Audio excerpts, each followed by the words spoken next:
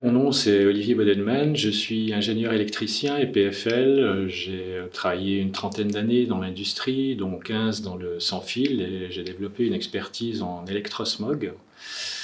Et voilà, maintenant, mon intention, c'est d'aider les gens qui ont des soucis avec ça, d'une part, et puis aussi leur montrer qu'il y a des techniques très simples et peu coûteuses pour faire le job, quoi. Alors il y a deux phénomènes, c'est que particulièrement dans les villes, Lausanne, Genève, il y a plus de rayonnement qu'avant. Il y a des endroits avant qui étaient épargnés, maintenant ils ne le sont plus. Il y a eu une multiplication d'antennes un peu partout. Il y en a qui ont poussé aussi dans des lieux où on ne les attendrait pas. Des fois c'est en pleine nature. On se dit, bon, pourquoi une antenne là? On ne comprend pas.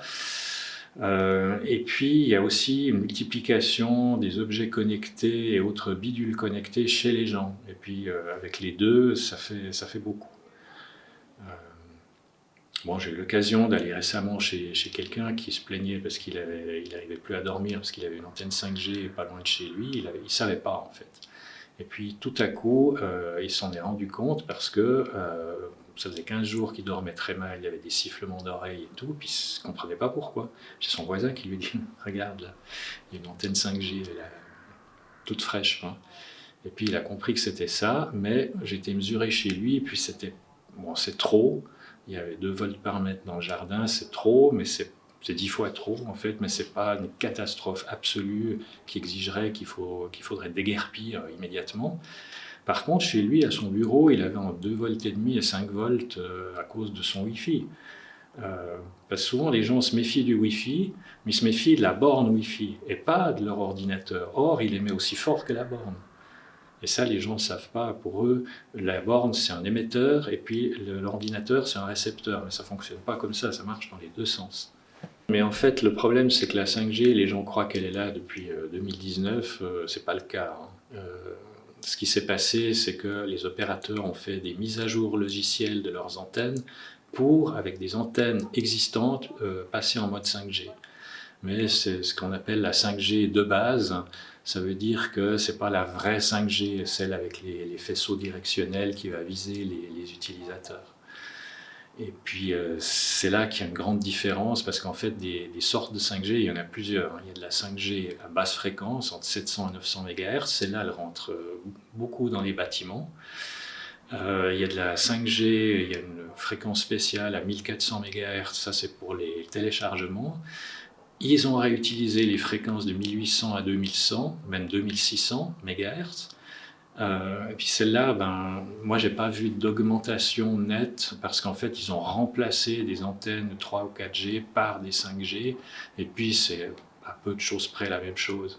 Par contre avec les antennes directives, les antennes adaptatives, là, ça change la donne. Là j'ai mesuré chez ce gars qui m'avait appelé en urgence et effectivement on peut décoder le son en fait des antennes. Puis là c'est radicalement différent des 3-4G, hein.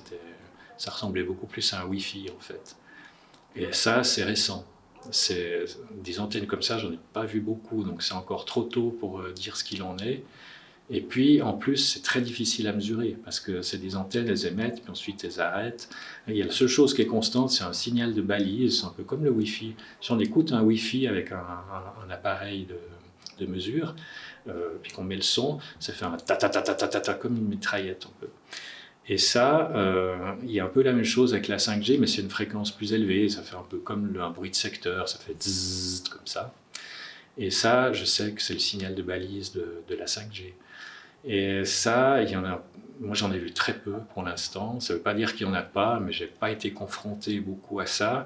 Et puis, il faut dire aussi qu'elles sont toujours ensemble, c'est-à-dire qu'il y a la 3, 4 et 5G en général. Il y a les trois. Et puis il suffit que la 3 et la 4 soient un peu plus puissantes que la 5, et puis dans mon appareil, j'entendrai que celle-là. Donc j'entendrai même pas ce bruit dont je vous parle. Je l'ai entendu pour la première fois, c'était la semaine passée, quoi.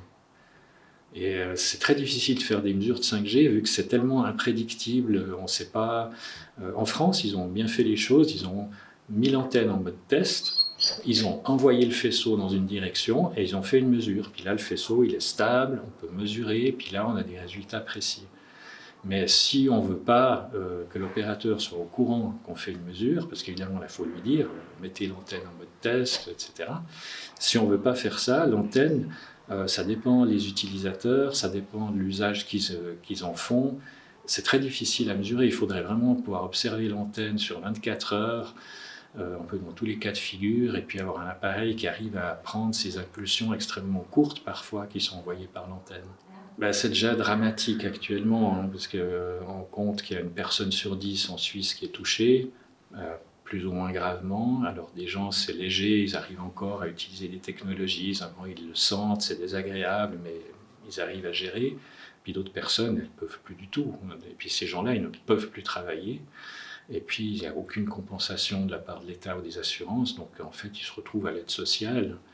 Et ce qui est encore plus dramatique, c'est qu'ils ont quand même envie de bouger un peu, de se mouvoir. Et puis, si on est à l'aide sociale, la voiture, c'est compliqué. Du coup, il faut utiliser les transports publics. Et les transports publics, c'est blindé d'ondes. C'est le pire endroit. Le train, c'est le pire, quoi. Donc, comment ils font, ces gens et ça ne va pas les aider de passer à d'autres technologies. Maintenant, il est vrai que je ne peux pas dire en tant que scientifique que par exemple les ondes millimétriques, ça sera plus nocif ou moins nocif que par exemple l'actuel 5G. Ça devrait moins pénétrer dans le corps en principe, quoiqu'il y a des scientifiques qui disent attention, c'est pas sûr. En principe, ça s'arrête sur les 2 premiers millimètres de la peau. Mais bon, ça c'est une théorie, on n'a pas vérifié de nouveau, on pense au niveau du principe, oui, parce qu'on considère toujours que l'échauffement. Du coup, ben voilà, l'échauffement, oui, va s'arrêter après 2 millimètres, mais il y a des gens qui parlent d'autres phénomènes physiques, qu'il y aurait des effets avec les précurseurs de Brillouin. Ça, c'est des trucs très techniques au niveau physique, mais que l'onde pourrait pénétrer beaucoup plus loin qu'on pense dans la matière vivante. Ça, on ne sait pas, il faudrait faire des études, mais ces études, on ne les fait pas. D'ailleurs, j'ai reçu aujourd'hui même un article écrit par les médecins en faveur de l'environnement. Et ces médecins disent qu'eux, ils sont très inquiets de voir qu'on va y aller avec les ondes millimétriques, parce que ça a été mis, pas encore aux enchères, mais c'est l'intention. Et puis les opérateurs vont acheter les fréquences et puis vont les utiliser. Et ça, on n'a de nouveau pas fait de test, exactement comme on l'a fait pour la 5G.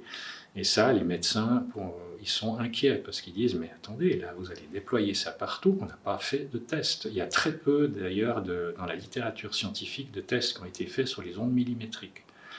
Alors, à haute puissance, on sait comment ça se comporte, mais à plus faible puissance, on ne sait pas du tout quel effet ça peut avoir sur le corps.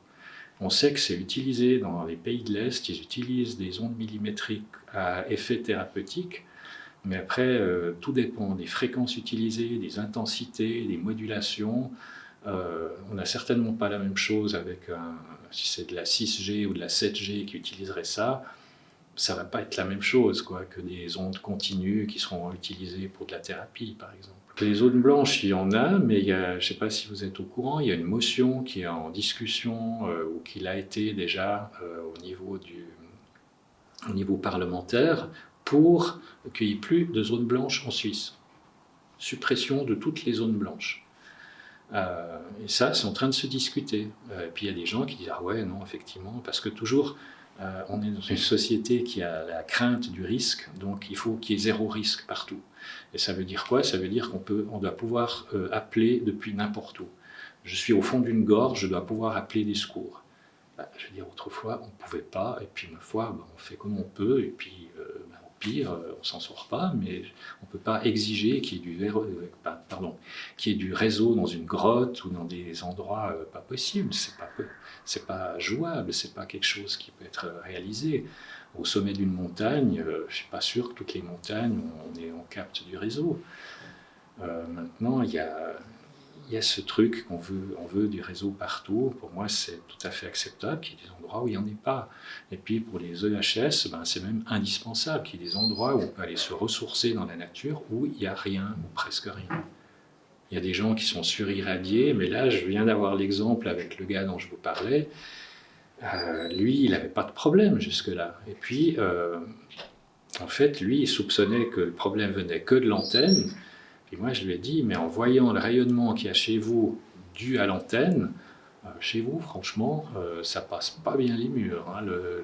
Les ondes 5G, c'est des fréquences plus élevées. À l'extérieur, oui, dans le jardin, vous avez beaucoup, mais à l'intérieur, chez vous, dans votre bureau, il n'y a pas grand-chose. Donc, ce que vous supportez pas, finalement, c'est l'effet cocktail que vous avez. Et puis, vous avez déjà votre tolérance qui est là. Et puis, avec votre surexposition au Wi-Fi à toutes les autres ondes, vous étiez là. Maintenant, on vous rajoute une antenne et pouf, ça passe juste en dessus de la limite que vous pouviez supporter. Et puis, c'est trop. Alors après, heureusement, il est visiblement pas devenu carrément intolérant au point de devoir se mettre dans des endroits quasiment zone blanche. Et ça, il y en a, ils ont basculé du jour au lendemain, puis ils supportaient plus rien. Et ces gens-là, ils doivent sortir avec des vêtements de protection, ils doivent habiter dans des endroits paumés où il n'y a pas de soleil, parce que c'est le seul endroit où il y a pas d'antenne. Et clairement, si le nombre de HS augmente, ça va être un problème au niveau politique, sociologique, parce que qu'est-ce qu'on va faire de ces gens? Ils ne peuvent plus travailler parce qu'il y a du Wi-Fi partout. Qu'est-ce qu'on en fait?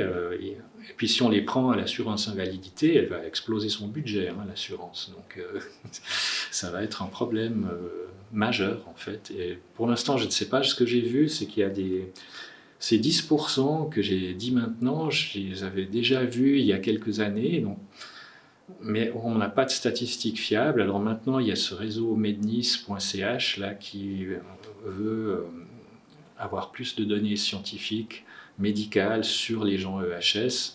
Peut-être que là, on aura une meilleure estimation du pourcentage, mais c'est vrai qu'il y a beaucoup de gens, ils ne veulent pas dire qu'ils sont EHS parce qu'ils ont trop peur des implications professionnelles.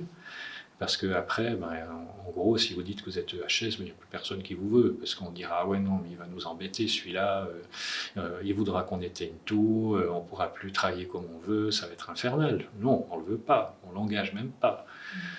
Après, il y a aussi un problème de respect des minorités qui se pose, parce que c'est une minorité à qui, finalement, on dénie les droits fondamentaux. Ils n'ont plus le droit d'aller où ils veulent. C'est quoi ça, en fait? C'est même contraire aux droits de l'homme. C'est grave, en fait. C'est une minorité. C'est encore beaucoup plus stigmatisant que quelqu'un qui est en chaise roulante. C'est vrai qu'il y a 30-40 ans, ceux qui étaient en chaise roulante, ils ne pouvaient pas aller partout, hein, parce que ce n'était pas aménagé pour. Maintenant, on aménage toujours tout pour que ce soit accessible en chaise. En tout cas, tous les lieux publics doivent l'être. Il n'y a pas de discussion. Mais pour les EHS, il n'y a rien. Il n'y a pas de reconnaissance. Donc, c'est clair que ça ira titiller une blessure de rejet, c'est sûr. Hein. Puis on se sent aussi trahi, on se sent abandonné, on sent de l'injustice, on sent tout ça parce que déjà quand on parle aux gens, ils ne comprennent pas. Même des proches, ils disent mais non, mais ils pensent que c'est du pipeau. Ils disent non, mais c'est des idées, tu imagines quoi. Parce qu'ils sentent rien, donc ils ne peuvent pas imaginer qu'on sente. C'est juste pas possible. Il n'y a que quand on commence à sentir que là, on dit oui, peut-être, effectivement, mais même des fois, ça ne suffit pas. Hein. Mon amie vient d'aller chez une thérapeute, il y avait trop de rayonnement chez elle à cause de son téléphone. Mais elle a dit, ouais, j'ai 2 enfants en bas âge, je dois pouvoir être jointe n'importe quand. Du coup, il fallait laisser le téléphone branché. Puis mon amie, elle a dit, bon, écoutez, je vais essayer de supporter, mais je ne garantis rien. Puis la session, elle a duré 2 fois plus que prévu, elle est ressortie, elle était détruite, quoi. Elle n'en pouvait plus, elle avait un monstre étau dans la tête, elle avait des brûlures derrière les yeux, partout, dans la gorge. C'est ça l'effet que ça lui fait, les ondes, et puis aussi des douleurs dentaires. Donc ça, c'est des signes très clairs, puis ça, c'est pas dans la tête, quand on sent des douleurs dans les dents, comme ça, tout à coup, un mal de tête, on peut imaginer que c'est psychosomatique, mais des douleurs dans les dents qui tout à coup viennent sans avertir, non. Et cette personne, en fait, elle a dit « ouais, moi je les sens aussi », mais elle fait rien. Donc elle sait que c'est mauvais, elle les sent, mais elle fait rien.